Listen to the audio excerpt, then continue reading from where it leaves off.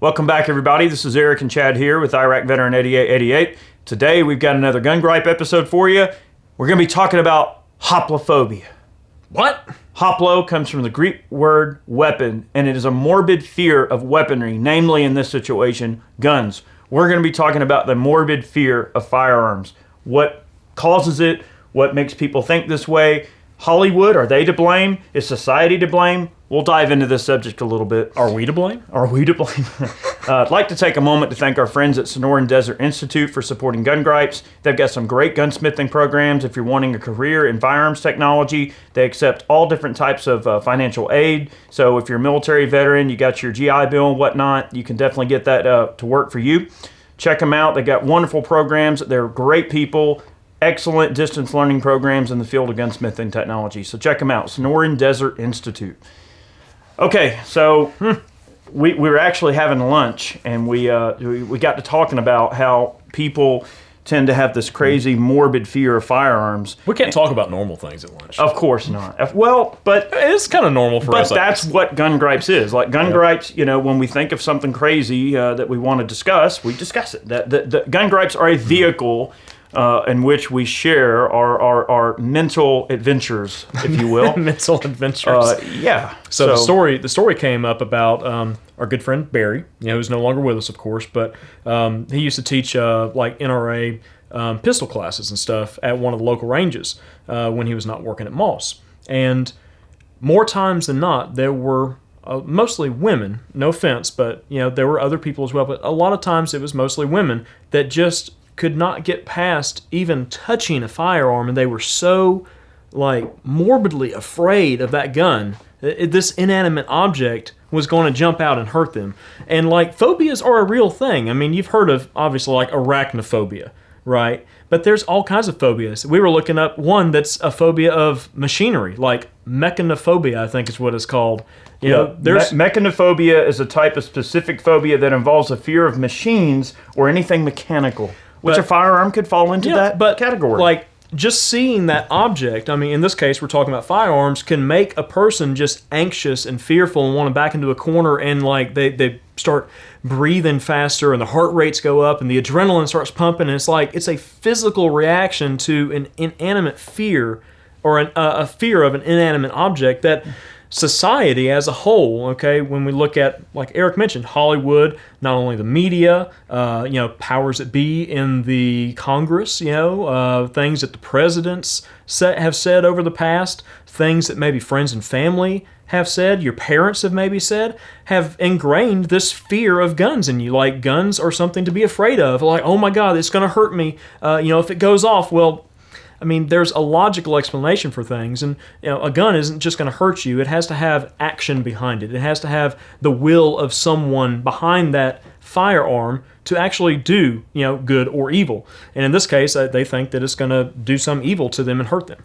That's right. I mean, it's just crazy to think about. Absolutely, and there are obviously plenty of situations in people's lives where, sometimes those fears can be merited, right? Like, folks later on in life end up being anti-gun, or maybe not quite as 100% pro-gun as many of us would like to see them be, but maybe they experienced a traumatic experience when they were younger. Maybe an uncle accidentally discharged, a shotgun in the shop or something, or out in the garage, or had an accident, or maybe someone accidentally shot themselves by mistake. Gun accidents happen. Or maybe you were young and subject to a situation where maybe your parents were robbed at gunpoint, or maybe there was some traumatic experience that caused you to have a morbid fear of firearms, or sometimes even mechanical devices, right? What if you grew up in a situation where, I don't know, your uncle fell off the tractor and got ran over by the tractor? There's tons of situations where, unfortunately, elderly farmers fall victim to, they're getting older, they get really, really elderly, and they get out in the sun, they have a heat stroke, they fall off their tractor runs them over,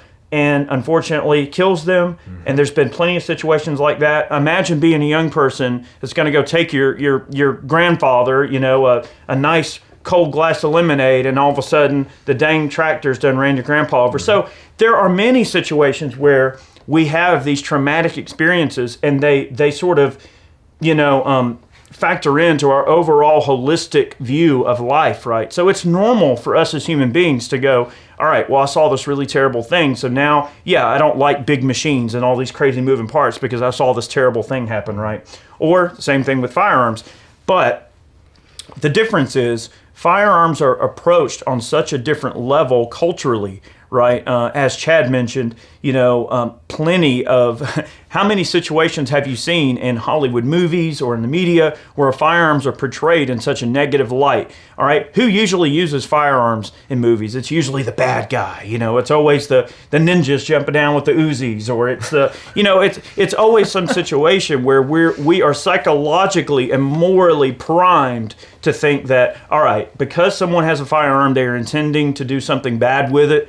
Right, so look, it's easy to get drawn into that. But all right, Eric's looking at it from that standpoint. That the firearms in the movies are usually used by bad guys. Well, that's kind of what's been ingrained in us. Like, oh man, that's a bad guy. He's got a gun. Well, a lot of the good guys use guns too. So you got to look at the other side of the coin. I mean, I think there's an equal amount of goodies versus baddies that are using firearms in movies.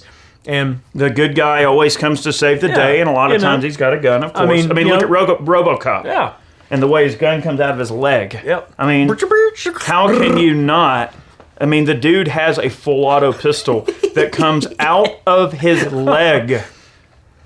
I mean, come on. How can you not like that? Right? How can you not like a Uzi falling down the stairs in True Lies? Now that was a Mac 10. A Mac 10 and hitting every single bad person, right? Because when guns fall down the stairs, they just erratically shoot full auto in every direction, and they don't hit the person at the top of the stairs. They only hit every other person in the room that's not even pointing the direction that the gun's pointing in. I love the slow-mo when those guys are running. Yeah, and of course they're getting hit center mass, with multiple shots. I mean, so one of the greatest movies ever. Yes, Hollywood creates these really unrealistic expectations for firearms, both negative and sometimes positive, right? Jamie Lee Curtis's character in the movie, obviously, yeah, she dropped the gun, but she somehow remained unscathed and walked away from the situation. So it does paint unrealistic positive and negative situations. But her character did, by the end of the movie, take in those firearms and learn to use them and not be fearful of them any longer. She turned into a tough woman, right? That's right. At the end, all right. I mean, look at Sarah Connor. I mean, how can you not respect the character of Sarah Connor in popular culture? I mean, she embodies what a strong female is to a lot of young men, a lot of people in that, in that age group and in that generation. And you look at Sarah Connor. I mean, you can't ask for a more awesome lady than that. Are we talking about firearms in popular culture? We are, but it does affect how that fear is ingrained in people's minds. All right, so one of the things I wanted to lead to in this video was how this irrational fear, and in many cases it is an irrational fear. Now, if someone has had a traumatic experience, okay, I mean, I know there's parents out there who have lost children to gun accidents at home, and that's a whole nother story in itself, and I'll be honest, I've had a couple of negligent discharges, like literally accidental discharges, that were, it was by an act of God that nobody was hurt or anything. The only thing I hurt was my dad's Cutlass Calais. I mean, okay, but that's another story for another day. But things like this happen. I mean, if you're around guns for long enough, there's bound to be something that happens, but as long as, you follow the normal safety rules, like guns pointing in a safe direction. I was trying to unload something, had it pointed in a safe direction, and it went off, and it shot through a tire. Okay? But things like that happen. All right? Man. I mean, look, seriously. What the hell? My car! Ah! But you live and learn, okay? And after that incident, I could have developed an irrational fear of guns, but I didn't. I chose to learn from that experience and be even more vigilant in firearms safety and firearms handling after that, and just kind of teach other people about that, like use that experience to teach other people how to be more careful with guns, because they're tools, but things happen, accidents happen, okay? You can only do your best with it, but how do you take this irrational fear in a lot of people's minds and convert it into an animosity towards the Second Amendment as a whole? They use that fear, and this is something that, politicians use. They use people's irrational fear of guns in order to garner support for, like, anti-gun legislation and stuff. And this is very prevalent out there. They use the fear of guns to try to get gun bans passed, to try to get magazine bans passed. And this happens on a local level, happens on a state level, and it happens on a federal level. But you have to educate folks that irrational fear that they might have, even if they never had a traumatic experience with guns, that irrational fear is there just because that's how guns have been portrayed to them. Mm-hmm. So you have to get people past that point and really teach them, what the real meaning of firearms ownership the real meaning of the Second Amendment, and the real meaning that hey, guns really aren't this thing to be feared. They're a tool to be used, and how you choose to use it is up to the individual. It's free will. It's not the gun's fault that it's used for bad or good. I mean, anyways. Absolutely. More coffee! That's a great point. Coffee. To kind of expand on that point a little bit as well, and what Chad is talking about here is that not only do they use that irrational fear that they've placed in people to try to make you believe that that's what everyone thinks, right? Even in the previous gun gripe, we sort of touched on this a little bit, and that all these blue check marks and these talking heads and these popular people want you to believe that guns are this epidemic and that there's all this crazy stuff going on and that we should have stricter gun laws, and you tell the same lie over and over and over again, and people start to believe it, right? So that irrational fear then gets converted into actual, things that are going to happen on the legislative front that's going to affect all the, rights of law-abiding people everywhere, right? So not only does that begin to happen, but then you look at the education system, right? You look at the educators, the teachers, or I should say indoctrinators, would probably be the more appropriate term at this point, right? But you look at teachers in schools, and they don't teach about the Second Amendment in a holistic standpoint. They don't even mention the Second Amendment. They might mention whatever the curriculum absolutely requires them to just glass over it really quick, right? Or they may go, oh, well, only criminals have guns. Only the police can have guns, especially in the inner cities. You notice that a lot of educators, they will actually go out of their way to tell people, oh, well, the only people that have guns are cops and robbers. Mm-hmm. And they create this polarizing environment where, all right, now this kid is thinking, well, one day I'm going to be a cop so I can have me a gun and go around and go after the bad guys. Now, you can't say that there's not young people that don't think that way at one point. Everyone, at least some people when they're a kid, they think, I want to be a cop when I grow up. That's normal for young people to want to think that way. But then it creates another environment, and it's intentional on the educator's part, where they go, they make these kids think, well, if my dad has a gun, now he's a bad person. He's not a cop. Mm-hmm. So if he's not a police officer, he must be a bad person because he owns a gun. And then people start to second guess themselves, even their own family, even their own father or their family member, or even themselves. When someone begins at that stage to have a point where they're trying to develop opinions about the world and develop a little bit of a moral and principally based standpoint in the way they look at the world around them and to learn. You're in school to learn. They end up learning that, oh, well, if I want to have a gun, that makes me a criminal, right? And so they sort of indoctrinate these kids to think that only bad people want to have guns and that only cops should have guns. And in the inner cities, they have you believing that it's illegal to own a gun. Oh, well, if your parents own a gun, you should tell someone, right? Mm-hmm. We keep seeing that. Tell someone. Mm-hmm. You should say something. You should tell someone. That's happening right now. Go get an adult. And that's the problem. They create this nanny society where they want people to tell on each other for no reason. And they're doing that right now with all this COVID mess. There are places that are encouraging people to report on their neighbors. I mean, how much more totalitarian is that and tyrannical? But something that you mentioned about, just for example, gun crime, okay? Gun crime is used to further this anti-gun legislation forward, okay? And the anti-gun mantra, all right, is all about reducing gun crime, okay? Violence with firearms and this, that, and the other. Well, if you look at statistics, you will see that gun crime is very low compared to firearms being used for self-defense, okay, and in justifiable cases, all right? But no one ever reports on that. So if all that was reported on, and the times when a gun is used for, saving a life rather than taking a life, okay, then maybe there would be a different feeling about guns. And maybe we wouldn't have this societal fear of firearms as a whole. But, that's a big thing. It's all about, what people see out there on the media and TV and everywhere else, the radio. I mean, anything where information is being fed to them, and how they take that information in and what they do with it. Are they going to question that information and do their own research and find out the facts for themselves and make their own educated decision, or are they just going to be fed that and then accept it as gospel?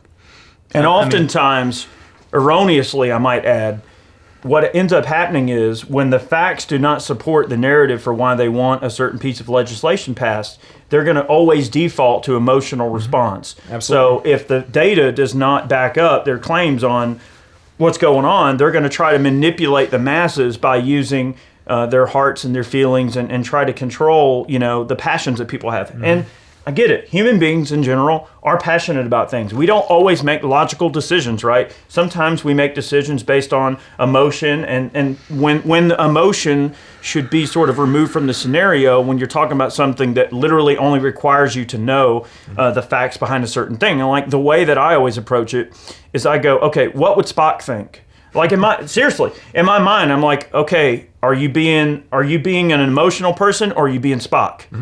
And it's like, and that for me, like that's how I will try to handle my decision-making process. Like, would it pass the purview of Spock? And if it doesn't, then I need to go back to the drawing board and go, okay, look, you're looking at this from the wrong lens. Like, you've got to look at the facts, right?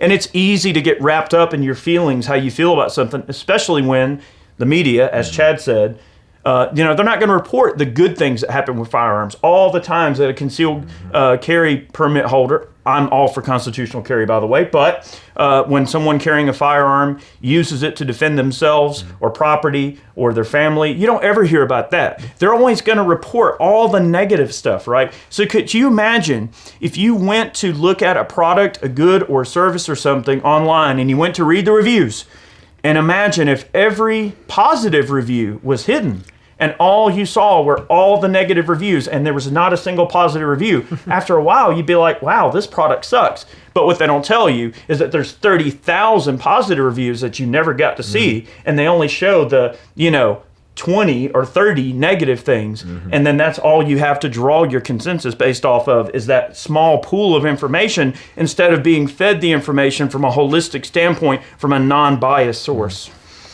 I think the biggest thing with, all right, let's think about ways to get over the fear of firearms. Number one, realize that firearm is not going to hurt you just sitting there. You're in control. You are in control. That's the next thing. You have to control that item. It is only a tool. It is only a mechanical device. You have to give it certain inputs for it to function properly. You are in control of that device. All right. That's really it. Like, that can get somebody over that fearful hump. It's like, okay, I'm in control of this item. And a lot of people, they might be recoil shy. Maybe that's why they have an irrational fear of firearms, because they see so many videos of young women or smaller framed individuals shooting massive firearms with huge amounts of recoil from the cartridges that they fire. We've talked about this in previous videos as well. Yeah, they think every gun is going to fly back and hit them in the face. But you start somebody off with like a 22 or something, and 9 times out of 10, if someone maybe had a slight fear of firearms and you give them a little bit of instruction and show them how to use that item, they're going to come out of it having a good time and forgetting about that fear of guns, overall. And that's the big thing. I think that's one of the biggest takeaways from this is if you know anybody who has this irrational fear of firearms and you're a gun owner yourself, that is someone you need to advocate to. And try to kind of get them over that fear. And, you just have to kind of do it tactfully, okay? Yeah. I mean, there's been plenty of people in my family that have been fearful of firearms. And, once they get over that hump, they have a good time. And they realize that guns are a useful tool and that they're not out to get them. That's right. I mean, anyways. Another really good way to look at it, too, is, all right, think about the first time you ever drove a car, okay? Everyone remembers the first time they drove a car. You mean car? Especially if it was a stick shift or something or a manual transmission, because it always is a learning curve to get around a manual transmission. But let's just say for the argument here, whatever the car may be, you were worried, you were stopping, going, you were, applying too much, gas, too little or too much brake, you were exaggerating every move, and it was very unnatural. for you and a little bit unnerving because it wasn't something you're used to. All right, now fast forward 10 years later or 20 years later. All right, when you get in a car and drive your car, do you think, I'm driving a car? No, your mind, because it's so much ingrained in your muscle memory and just your overall thought process for how often you've done it and your experience, you just get in your car and you simply drive. You don't think about, hey, I'm driving a car. You drive your car and it's second nature.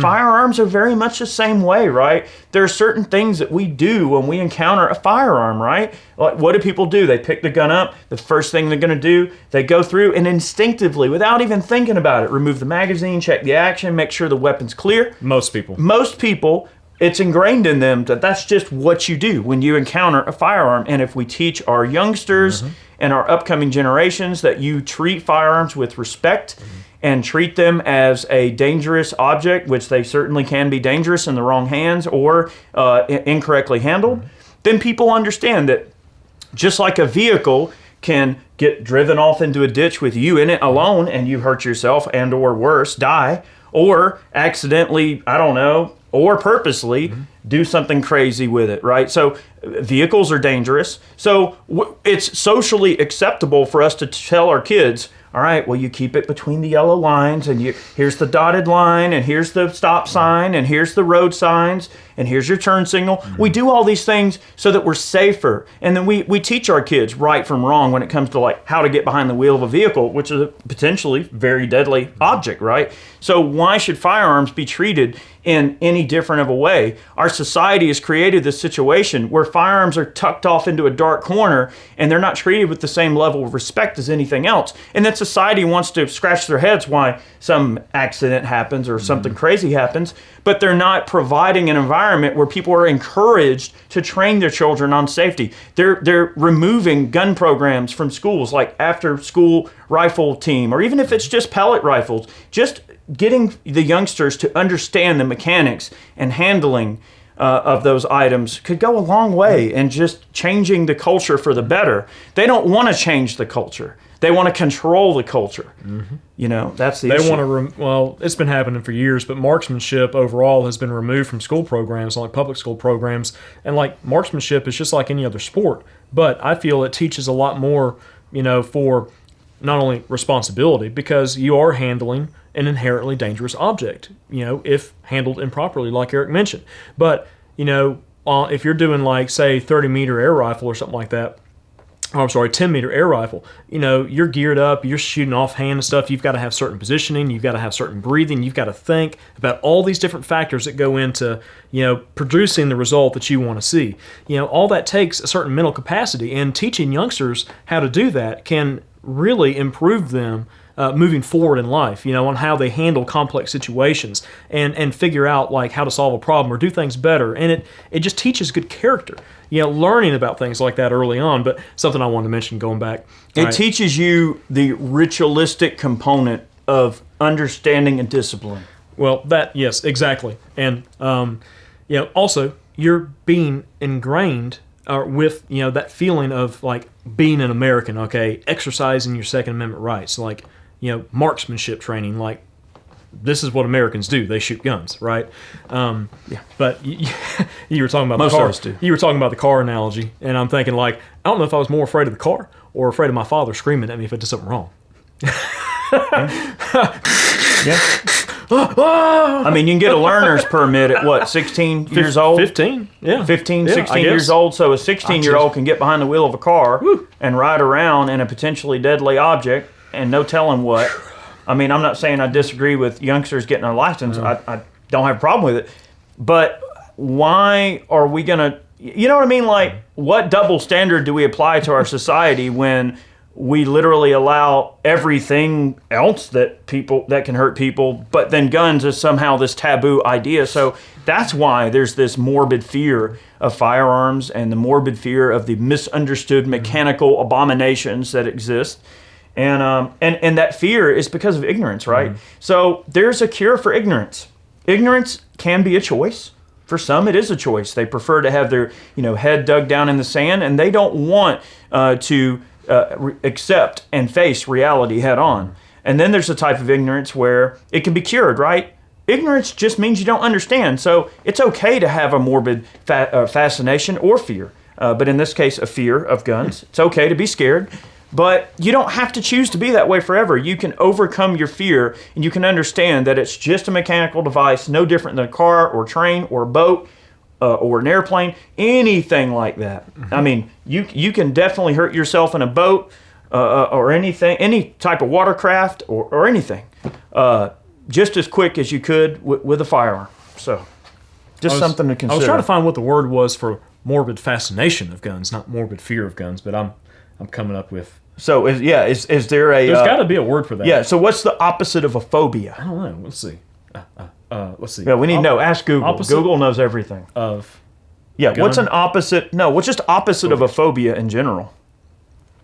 Let's see. What's... Opposite of gun phobia. Hoplophobia. Fear of the most dangerous of all... Gun fear, the most dangerous of all phobias. Well, anyway. Look, it's okay to not know. It's okay to be a little bit afraid.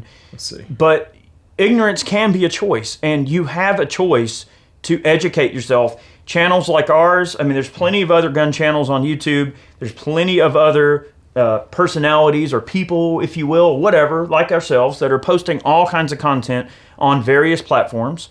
And look, go educate yourself. There's a ton of educational videos out there that can point you in the right direction. If you're a new gun owner, or maybe you're looking to get into a gun and you're a little bit intimidated about all the different stuff that's out there, we've done multiple videos. We've got one on like identifying shotgun ammo, like the difference between ball ammo and carry ammo, how to choose a carry gun. We've done, a good primer video for like new gun buyers and beginners, gun owners. So there's so much free educational content out there. It doesn't cost you anything to go watch the video. It's free. F-R-E-E, free. You pay nothing. You just go watch it. Did you learn that in public school? There's so much. There is so much free content that you can go and consume that will give you the answers and the knowledge that you seek in regards to this. But wait, these mechanical abominations. There's no such thing as a free lunch. That's all right. right. So hoplophilia. Hopophilia. Hoplophilia. Hoplophilia. Philia is an opposite of a phobia. So I'm a hoplophiliac. Hoplophiliac. Nice. Is that going to wind up on a t-shirt? Yes. We'll be seeing you. All right, so go get your hoplophiliac t-shirt, now available at Ballistic Ink. By the time this video goes up, All right, anyway, have a good one. Thanks so much for tuning in. Hopefully this cleared the air, maybe got the brain working in a different direction. I mean, we're always about challenging people's perspectives and getting people to challenge their own personal views. That's how we change people's minds. We're not trying to tell you you're wrong for the way you think. All we're saying is try to look at it from our perspective, and you might see maybe you're wrong, right? Look, I'm always challenging my perspective on things. I always look into myself and say, is this really the right way of thinking about a given subject or whatever? And the older you get, the more you grow, the more you learn. But you have to be willing to learn, okay, and grow. Some people are just stuck in that infantile state, even as adults. But anyways. That's right. Y'all have a good one. Really appreciate you watching today's Gun Gripe. We have many more videos on the way. We'll see you next time. See you guys.